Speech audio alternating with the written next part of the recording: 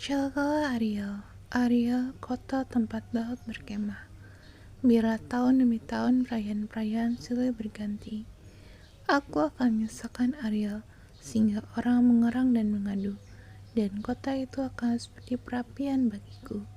Aku akan berkemah di segala penjuru mengepung engkau, dan akan membuat tempat-tempat pengintaian untuk mengimpit engkau, dan akan mendirikan pagar-pagar pengepungan terhadap engkau.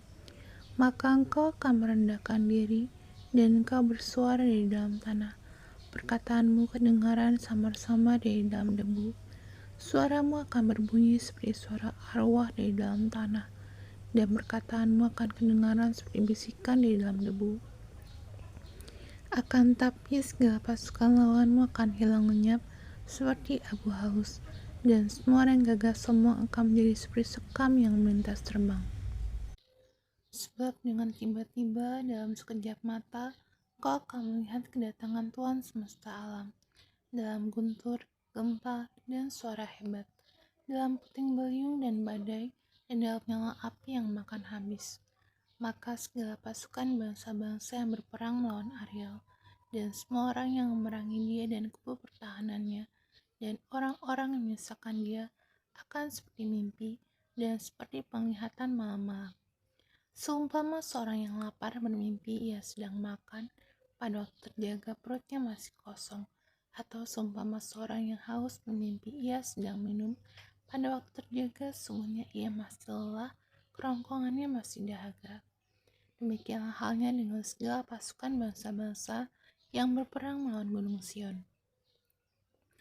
Tercengang-cenganglah penuh keheranan, bila matamu tertutup, buta semata-mata. Jadilah mabuk, tetapi bukan karena anggur. Jadilah pusing, tapi bukan karena arak. Sebab Tuhan telah membuat kamu tidur nyenyak. Matamu, yakni para nabi, telah dipejamkannya, dan mukamu, yaitu para pelihat, telah ditudunginya.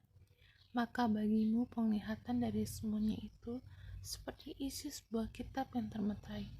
Apabila itu diberikan kepada orang yang tahu membaca dengan mengatakan, baiklah baca ini, maka ia akan menjawab, aku tidak dapat, sebab kitab itu termeterai.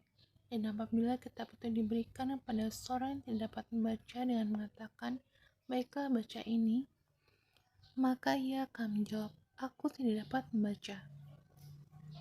Dan Tuhan telah berfirman, oleh karena bangsa ini datang mendekat dengan mulutnya, dan memuliakan aku dengan bibirnya, padahal hatinya menjauh daripadaku, dan ibadahnya kepadaku hanyalah perintah manusia yang dihafalkan, maka sebab